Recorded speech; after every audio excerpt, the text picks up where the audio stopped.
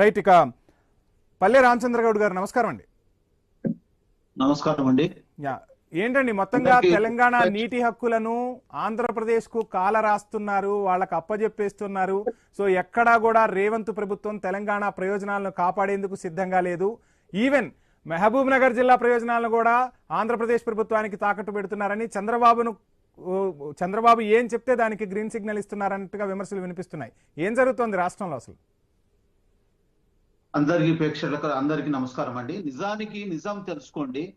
Actual గా జరిగేది ఏంటంటే, ఇప్పుడు మనకు ఉమ్మడి రాష్ట్రం కంటే టిఆర్ఎస్ గత ప్రభుత్వం బిఆర్ఎస్ లో నష్టం జరిగింది. దాన్ని సరిచేసే బాధ్యత కాంగ్రెస్ పార్టీ ఉన్నది.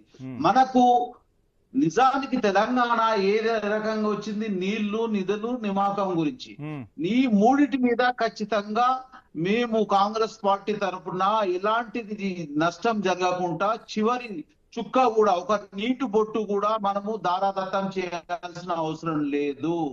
మీరు అన్నట్టు ప్రతి ఒక్కరు కూడా అన్ని పార్టీలు తిరిగి వచ్చిన వాళ్ళే. ఇప్పుడు కేసీఆర్ గారు కూడా ఫస్ట్ లా కాంగ్రెస్ ఉండే, తర్వాత టీడీపీలు ఉండే, తర్వాత ఇప్పుడు టిఆర్ఎస్ పార్టీ పెట్టిండు. మనం దాని గురించి మాట్లాడాల్సిన అవసరం.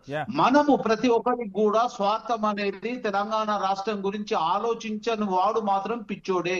మనము మన స్వార్థంగా రాష్ట్రం గురించి ఆలోచన చేస్తాము. ఖచ్చితంగా తెలంగాణ రాష్ట్రంలో ఎలాంటి నష్టం జరగకుండా ప్రతి ఒక్కరి అభిప్రాయం కూడా తీసుకొని దాంట్లో ఏది పొరపాటు జరిగినా పొరపాటు జరగకుండా చేసే బాధ్యత ఉన్నది.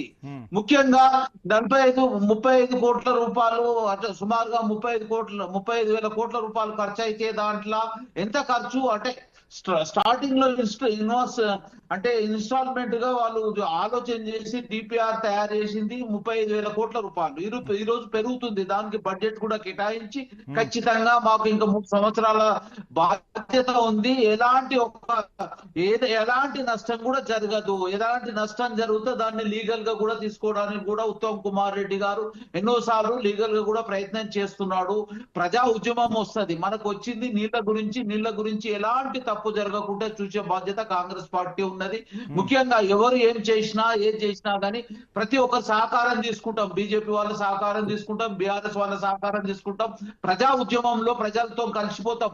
ఆ రోజు ప్రజలతో కలవట్లేదు, మీరు పక్క రాష్ట్రం చంద్రబాబుతో కలుస్తున్నారని కదా బీఆర్ఎస్ ఆరోపణ. రామచంద్ర గారు వాళ్ళు చేసే కార్యక్రమంలో దొంగ అన్నట్టున్నది. రామచంద్ర గారు ఇంతకు ముందు రోజా గారితో మాట్లాడిన విషయాలు, రోజా గారితో మాట్లాడిన రికార్డు చూసుకోండి.